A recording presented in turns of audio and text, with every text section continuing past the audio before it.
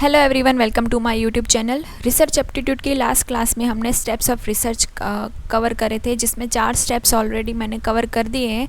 5th step है जो है हाइपोथेसिस मेकिंग का।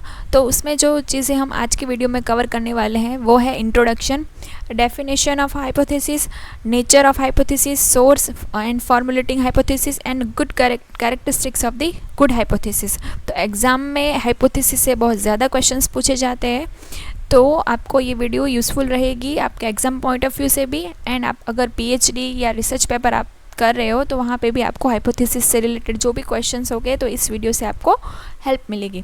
तो स्टार्ट करते हैं फर्स्ट इंट्रोडक्शन से हाइपोथेसिस का। तो हाइपोथेसिस मतलब क्या है? Hypothesis is usually consider as an important mechanism in research. तो क्योंकि स्टार्टिंग ही हम हाइपोथेसिस से कर रहे हैं, हमने ऑब्जेक्टिव बनाया, उसके अकॉर्डिंग हमने हाइपोथेसिस क्रिएट करे, तो सबसे ज़्यादा इम्पॉर्टेंट हाइपोथेसिस पे ही है। Hypothesis is a tentative assumption made in order to test its logical और एम्पेरिकल कंसिक्वेंसेस। ठीक है, तो हमने जो एक्सपीरियंस करा ड्यूरिंग आवर लिटरेचर रिव्यू, हमने जो सेकंड स्टेप देखा, हमने एलआर करा, उस पर हमने जो एक्सपीरियंस करा प्रीवियस स्टडी से, उसके बेसिस पे हमने टेंटेटिव अजम्पशंस बनाए हैं। ठीक है, उसको हमने टेस्ट करना है अभी, तो उसको बोलेंगे हम hypothesis. If we go by the origin of the word, it's derive from the Greek word hypothetian meaning to put under or to be suppose. तो हाइपोथेसिस मतलब क्या है? हम सपोज कर रहे हैं, ठीक है, कि वो एक अजम्पशन है पूरी की पूरी। It is a presumptive statement of the proposition or reasonable guess based upon the available evidence which is the researcher seeks to prove through his study। तो वही है, हमारे पास प्रॉपर मतलब हमने एक गैस वर्क की है, हमारा पूरा का पूरा ये सपोज पे है, अजम्पशन पे है हाइपोथेसिस। हमने जो अज्यूम करा है कि हमारा रिजल्ट ऐसा आएगा कि आना चाहिए, तो वो ही हम पूरी स्टडी में हमें प्रूव करना है। A hypothesis will give a plausible explanation that will be tested। A hypothesis may seem contrary to the real situation। तो contrary भी हो सकता है, उल्टा भी हो सकता है। पूरा का पूरा हमने जो assumption बनाया है, मतलब हाइपोथेसिस बनाया है, बट रियल सिचुएशन में ऐसी कोई चीज़ एग्जिस्ट भी ना करती हो, ऐसा भी हो सकता है। It may prove to be correct or incorrect। Hypothesis need to be clear, precise and capable of being tested। तो hypothesis किस नेचर का होना चाहिए कि वो क्लियर हो, प्रिसाइज हो, शॉर्ट एंड स्वीट हो एंड कैपेबल हो इसके कि वो उसको हम टेस्ट कर पाए। कुछ ऐसे सर पैर वाली बातें हमें वो टेस्ट नहीं करनी जिसका कोई एक्सिस्टिंग ही ना हो। It is to be limited in scope and consist with the known or established facts and should be amenable to testing within a stipulated time। और हमने जो हाइपोथेसिस बना, ऑब्वियसली हमारा पीएचडी है वो मैक्सिमम 5 से 7 मतलब ज़्यादा से ज़्यादा 5 या 7 साल में कंप्लीट होना चाहिए। तो हमारा जो टाइम पीरियड है वो भी फिक्स होना चाहिए, कितने टाइम में हमने जो हाइपोथेसिस बनाए उसको हम टेस्ट करके उसका रिज़ल्ट फाइंड आउट कर लेंगे। क्योंकि बहुत टाइम हो जाएगा तो उसका इम्पैक्ट स्टार्टिंग में और एंड में रिज़ल्ट में वेरिएशन आ सकता है, तो वो स्टिपुलेटेड टाइम में उसका ख़त्म हो जाना चाहिए। It not may explain what is claim to explain and should be empirical references. ठीक है, तो हमने जो रियल लाइफ में या फिर हमारे टेस्ट के दौरान हमने जो एक्सपीरियंस करा है और जो हम क्लेम करना चाहते हैं उसको प्रॉपरली हमें एक्सप्लेन करना है। फिर डेफिनेशन देख लेते हैं हाइपोथेसिस की। A hypothesis can be defined as a tentative explanation of the research problem, a possible outcome of the research or an educated guess work about the research outcome. तो वही एक टेंटेटिव स्टेटमेंट है पूरा का पूरा, जिसको हमने रिसर्च प्रॉब्लम के लिए हम चाहते हैं कि उसका जो आउटकम है, हमने जो गेस करा है, जो स्टेटमेंट हमने बनाया है उसके अकॉर्डिंग आए। Proposition which can be put to test a determine validity. तो हमने जो स्टेटमेंट बनाया है, जो प्रोपोजिशन बनाया है, उसको हमने टेस्ट करना है और उसके अकॉर्डिंग हमने देखना है कि वो प्रॉपर वैलिडेट है या नहीं है। फिर है a hypothesis is tentative generalisation that validity of which remains to be tested. It is most elementary stage। The hypothesis may be hunch, guess, an imaginative idea which become the basis for the action or investigation। तो हमारा पूरा का पूरा जो hypothesis बनाया है पूरा का पूरा गैस वर्क पे ही है, इमेजिनेटिव आइडिया है कि हमने ऐसा कुछ टेस्ट करना है। ठीक है, कुछ आगे आएगा, हमने देखना है उसमें कि नल हाइपोथेसिस करके एक वर्ड आएगा जो मैं अच्छे से आपको टाइप्स ऑफ हाइपोथेसिस में कवर करवा दूंगी, लेकिन वही है कि हमने उसको एक्सेप्ट या रिजेक्ट करने के लिए हमें एक्शंस लेने हैं, तो उसके लिए हमें प्रॉपर एक्शंस एंड इन्वेस्टिगेशन करना होगा हमने जो हाइपोथेसिस बनाया है उसके लिए। और वो पूरा का पूरा हमें जनरलाइजेशन पे लेके जाना है। ठीक है, जो हमने बनाया है वो सिर्फ मेरी स्टडी के लिए नहीं, मैं स्टडी करूँ या फिर मेरे अलावा और कोई अगर बाकी के लोग भी स्टडी करेंगे उसी टेस्ट को लेकर, तो उसको भी वही रिज़ल्ट मिलेगा जो मेरे को मिला है। तो वही वहाँ पे जनरलाइजेशन पे हाइपोथेसिस हमारा होना चाहिए, ऐसे उसकी वैलिडिटी होनी चाहिए। फिर नेचर कैसा है हाइपोथेसिस का? The hypothesis is clear statement of what is intend to be investigated. It should be specified before research is conducted and openly state in reporting the result. तो ऑब्वियसली हाइपोथेसिस का nature एकदम clear होना चाहिए, क्योंकि हमें उसको properly investigate करना है। हमारा जो हाइपोथेसिस ही अगर क्लियर नहीं होगा, उसमें ही एक से ज़्यादा दो तीन बातें एक साथ मिक्सअप करके हमने कुछ हाइपोथेसिस क्रिएट करा है हमारी स्टडी के लिए, तो हम भी कन्फ्यूजन में होंगे। एंड जो हमारा गाइड है या फिर जो आगे जाके स्टडी करेंगे हमारे थीसिस का, तो वो भी मतलब मिसगाइड हो जाएंगे। तो इसके अकॉर्डिंग हमने हमारा जो स्टेटमेंट है वो एकदम क्लियर होना चाहिए। ठीक है, तो इसके लिए हमें क्या क्या चीज़ें ध्यान रखने की? Identify the research objective. तो हमें पहले ऑब्जेक्टिव हमारे जो है, क्योंकि ऑब्जेक्टिव के बेसिस पे ही हाइपोथेसिस बनेंगे। ठीक है, तो हमारे ऑब्जेक्टिव क्लियर होंगे तो हाइपोथेसिस पे एकदम अच्छे से क्लियर हो जाएंगे। Identify the key abstract concepts involve in the research.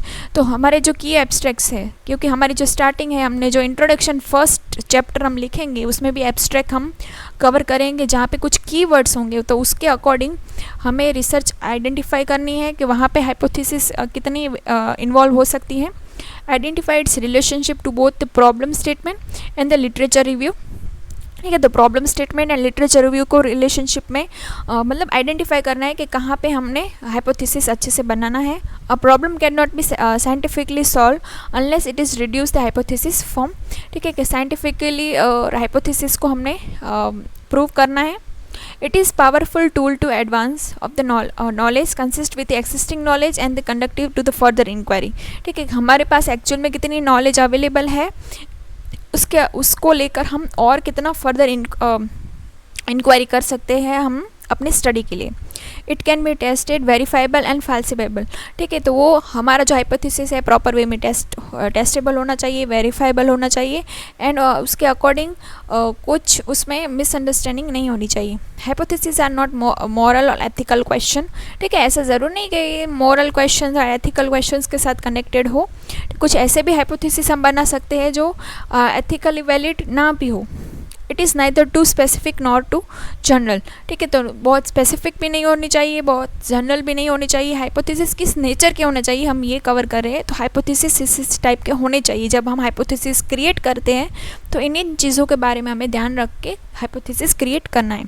It is prediction of the consequences. ठीक है, तो क्या क्या चीज़ हो सकती है फ्यूचर में, मेरा हाइपोथेसिस चेंज हो सकता है क्या, कि मैंने जो स्टेटमेंट बनाया है तो फ्यूचर में उस स्टेटमेंट से रिलेटेड कुछ मिसअंडरस्टैंडिंग हो सकती है क्या, तो वो सभी कॉन्सिक्वेंसेस को भी आपको देख के चलना है। It is consider valuable even if proof false. ठीक है, तो वहाँ पे भी ध्यान रखना है कि ऐसे ज़रूर नहीं है कि मैंने जो हाइपोथेसिस बनाया वो ट्रू ही हो, फ्यूचर में फॉल्स भी बन सकता है, तो वो भी मुझे ध्यान में रखना है। सोर्सेज ऑफ हाइपोथेसिस, तो कौन कौन से सोर्स हो सकते हैं, कहाँ से हमें हाइपोथेसिस बनाने की आइडिया आ सकती है, तो वो है good hypothesis can all B drive from the experience in the research. तो अच्छा हाइपोथेसिस हम कौन बना पाएगा कि उसको अच्छा आइडिया हो रिसर्च से रिलेटेड। आप देखेंगे कि अगर आपका फर्स्ट रिसर्च पेपर होगा एंड अगर आपने 5-7 बना दिए या 10 बना दिए, तो उसके जो फर्स्ट पेपर होगा और उसके साथ अपना 7वां या 8वां जो 10वां होगा वो पेपर आप अपना कंपेयर करेंगे, तो वहाँ पे ज़मीन आसमान का आपको फ़र्क नज़र आएगा, क्योंकि आपने जितना जितना रिसर्च करेंगे उतना उतना एक्सपीरियंस आपको आता जाएगा। Through the hypothesis should proceed the collection of data, but some degree of the data collection, literature review or parallel study will help in the development of the gradual refinement of the hypothesis। तो hypothesis के लिए obviously literature review है या data collection से related हमने जितना data collect करते जाएंगे उतना उतना हमें अपनी रिसर्च से रिलेटेड और आइडिया आता जाएगा, तो हम अपने हाइपोथेसिस से रिलेटेड और ज़्यादा क्लियरिटी हमें आती जाएगी। फिर researcher should have quality of N alert mind. to drive the hypothesis and quality of the critical mind of rejecting faulty hypothesis। तो मैंने एक साथ अगर 5 हाइपोथेसिस बनाए, उसमें से मैं लिटरेचर रिव्यू ज़्यादा से ज़्यादा कर रही हूँ और मुझे आइडिया आ रहा है कि मैंने जो 5 बनाए उसमें से 2 तो मुझे ऐसा लग रहा है कि मे बी आगे जाके काम भी ना आए, तो अभी मेरे 3 हाइपोथेसिस ही बेस्ट है, तो मैं 3 ही लेके चलूँगी। 2 आगे जाके मुझे पता ही है कि नहीं काम आने वाले, तो मैं उसको अभी से ही नलीफाई कर दूँ, तो वही बेस्ट रहेगा, तो वही मेरा अलर्ट माइंड होना चाहिए। तो following source can be help the researcher in coming up with the good hypothesis. तो कौन कौन से है? Obviously review of literature, discussion with expert in the given field to understand the problem, its origin and objectives in seeking the solution. तो हमारे जो guide है या फिर हम जिससे सजेशन लेते हैं, तो उसके साथ हम डिस्कशन करके हाइपोथेसिस बना सकते हैं।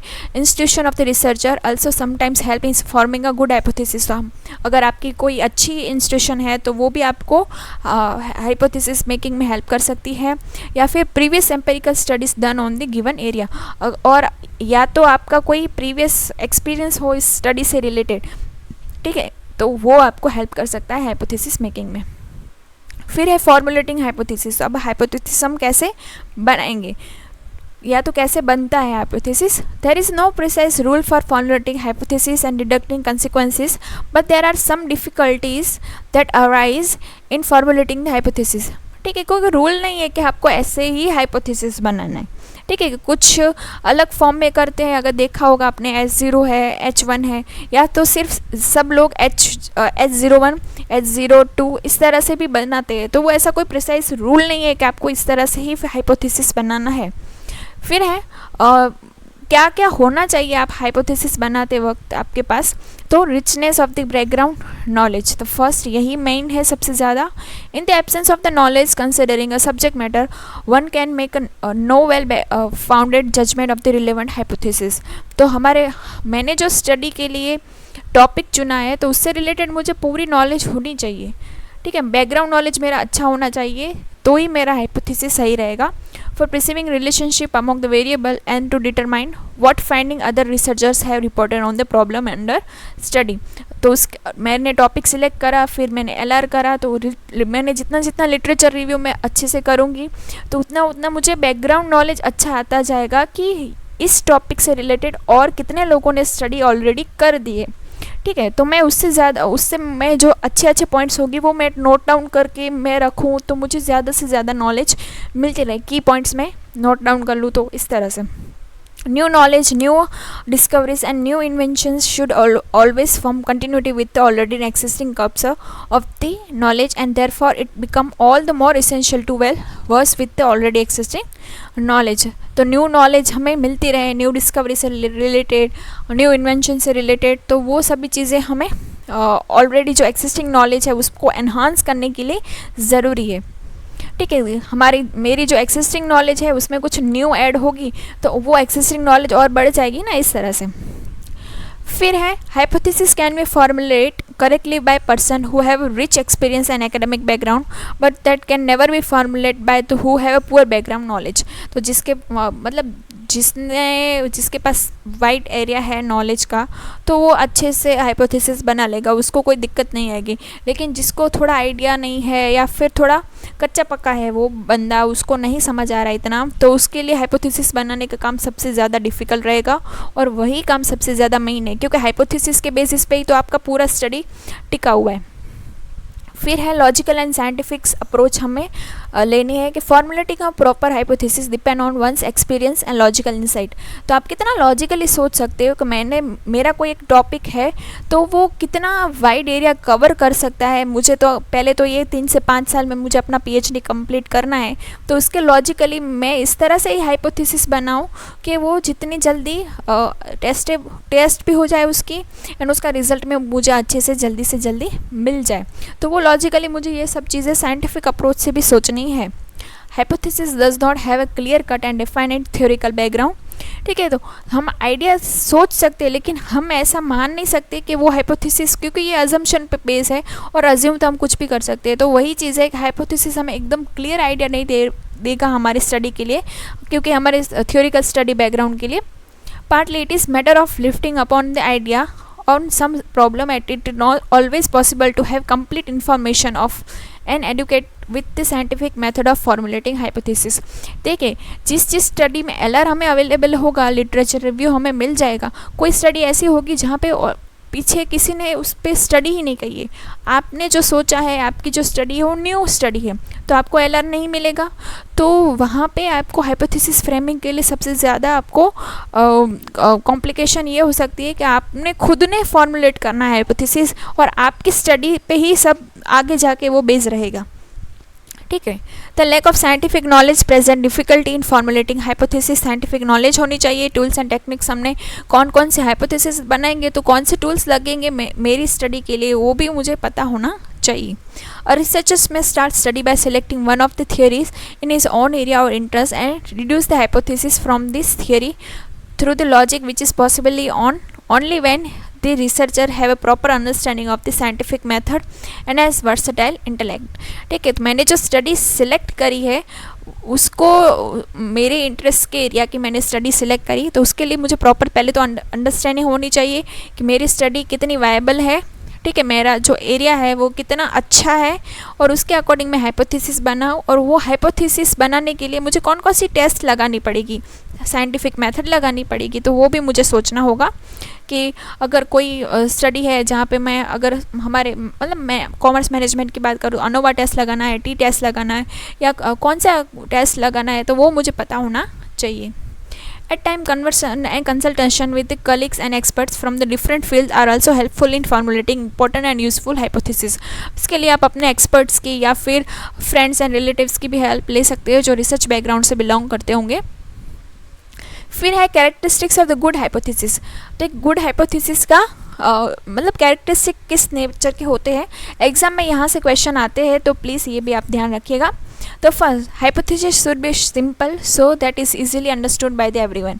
इजी लैंग्वेज में होने चाहिए तो सभी लोग उसको समझ पाए, जो इस बैकग्राउंड से बिलोंग करते हो वो भी समझ पाए और नहीं करते वो भी समझ पाए, क्योंकि कभी कभी कोई स्टडी ऐसी भी होती है जो मल्टी सब्जेक्ट्स से बिलोंग करती है, कि कोई एक टॉपिक है तो वो सभी एरिया को कवर कर लेता है, सभी सब्जेक्ट्स को कवर कर लेता है।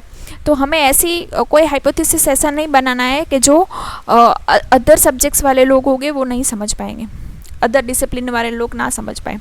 Hypothesis should be clear, specified and precise. Obviously clear होना चाहिए, स्पेसिफाइड होना चाहिए एंड शॉर्ट एंड स्वीट होना चाहिए। Hypothesis should be capable of being tested. ऐसा कोई हाइपोथेसिस हमें नहीं बनाना है जिसका आगे जाकर टेस्टिंग ही ना हो पाए। ठीक है, तो वो टेस्टेड हो। Hypothesis should be state relationship between the variable. ठीक है, वेरिएबल के बीच ही हमें आगे जाके सब चीज़ें करनी है, तो रिलेशनशिप मेंटेन करता हो इस नेचर का हाइपोथेसिस बनाना है। फिर hypothesis should be consist with the most non facts. तो हमें हाइपोथेसिस ऐसा बनाना है कि वो नॉन फैक्ट्स को कवर करता हो, substantial body of the established facts. ठीक है, and hypothesis should must explain the facts that give rise to the need for the explanation. ठीक है, तो वो फैक्ट्स को कवर करता हो जिसको हमें आगे जाके एक्सप्लेन करना है पूरी हमारी स्टडी में। ठीक है, तो it must actually explain what is a claim to be explain. तो वही चीज़ है कि हमने जो हमारे ऑब्जेक्टिव है उसको क्लेम हमने करा है कि मेरा ये ऑब्जेक्टिव है, उसको फुलफ़िल करना मेरा पूरी स्टडी में वो क्लेम हो कि हाँ मैंने ये पूरा स्टडी कंप्लीट करा है। तो वही मेरा गुड हाइपोथेसिस वही होगा जो ये सभी चीज़ें कवर करेगा। तो आई होप सो इस वीडियो से आपको थोड़ी हेल्प मिली होगी हाइपोथेसिस रिलेटेड। और नेक्स्ट हम पार्ट 2 में हाइपोथेसिस के में टाइप्स ऑफ हाइपोथेसिस की टेस्टिंग किस तरह से होगी एंड एरर कौन कौन से आ सकती है हाइपोथेसिस टेस्टिंग में, तो वो चीज़ें मैं पार्ट 2 में हम कवर करेंगे। तो पार्ट 2 जल्दी मैं अपलोड कर दूँगी। थैंक्स फॉर वॉचिंग एंड ज़रूर से सब्सक्राइब कर दीजिएगा चैनल को एंड लाइक भी कर दीजिएगा वीडियो को।